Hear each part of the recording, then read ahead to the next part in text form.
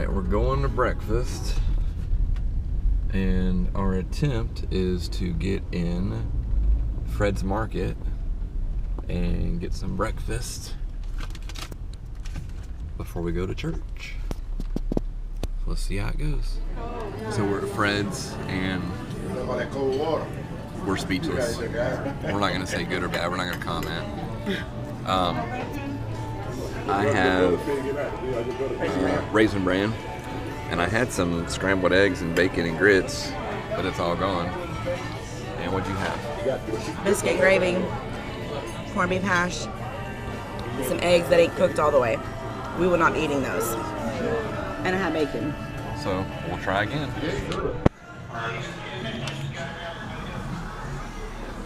See that Judy girl? She's so cute.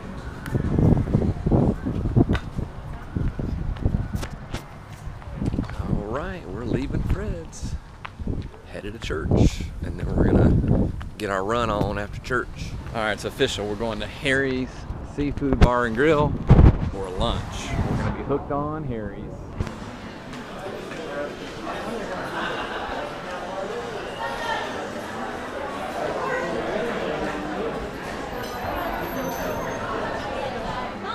All right, finally got our food. What'd you get, Gracie? I got chicken and broccoli. It's called Chicken Louie, Chicken Louie. right? Chicken Jolie. Chicken Jolie, same thing.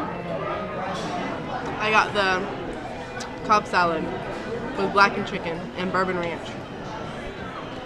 And I got the Louie set with parm basil. Parm basil, yeah. Parm basil.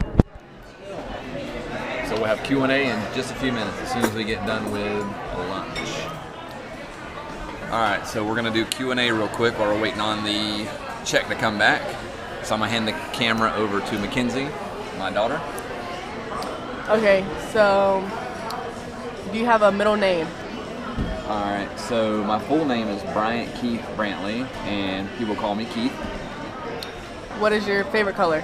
My favorite color is, I have two actually, so green like the grass and blue like the sky. Okay, if you could time travel, would you go back to the past or go to the future? So if I had a time machine like a DeLorean, I would probably go back in time. I'd probably go to like, I don't know, medieval times, something like that. I like that. Like the Vikings, I like that time in history. All right, so we just got done with Q&A. So now we're going to be going home, and we're going to get ready to go on our run at Circle B.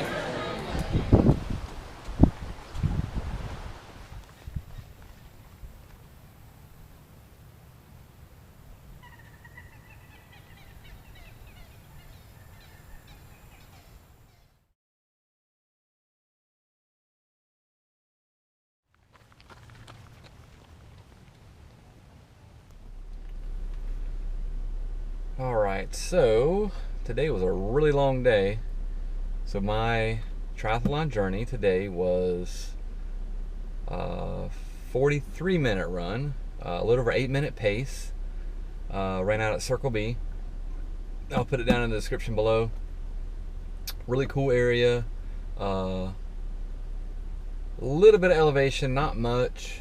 A lot of wildlife, a lot of water. A lot of alligators, there's hogs, there might be deer out there, I'm not sure. Fish, birds, just anything you can think of wildlife to do with the ecosystem. So, really had a PB today. I got under 8 minutes for one of my miles out of the 5. I think it was mile number 4. Because I was almost done. 43 minutes, like I said, got a PB there. I've been just kind of, and you've heard me before talk about foundation.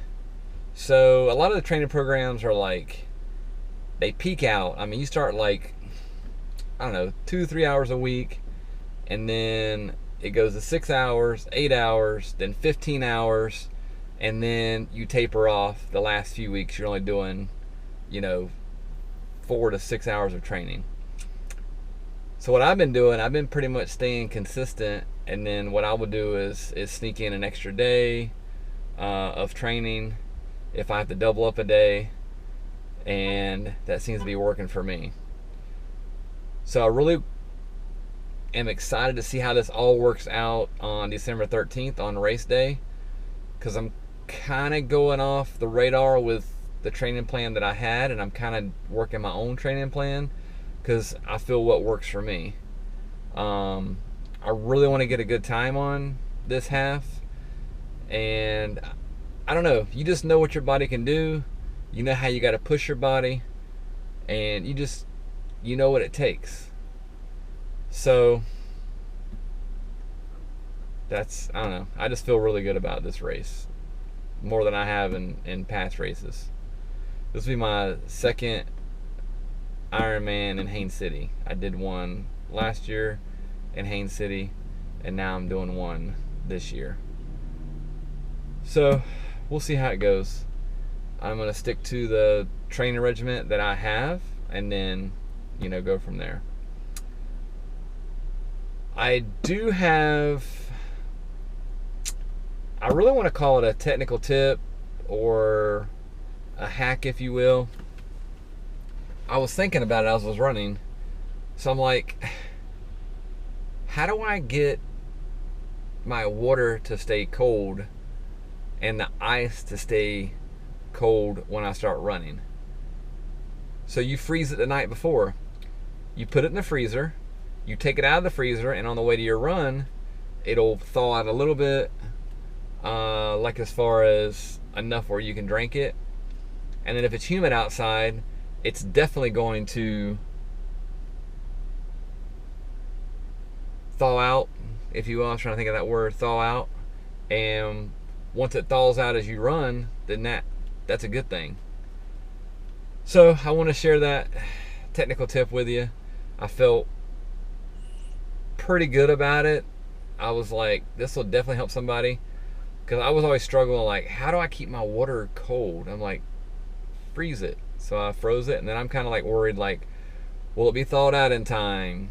You know, this, that. And guess what? Every time that I've pulled it out of the freezer and took it to an event or a training session, as soon as I got started on it, it seemed like it works out perfectly every time. So that's really all I got tonight. Monday, like I said, we're gonna see, we got a hurricane coming, so we're gonna see the cone is pretty big. So I got a feeling we're gonna get some winds from it. So we could be on the trainer tomorrow night. We could be, you know, at the lake, or there's a couple different places that, you know, I ride. But for sure, we'll definitely get a ride in.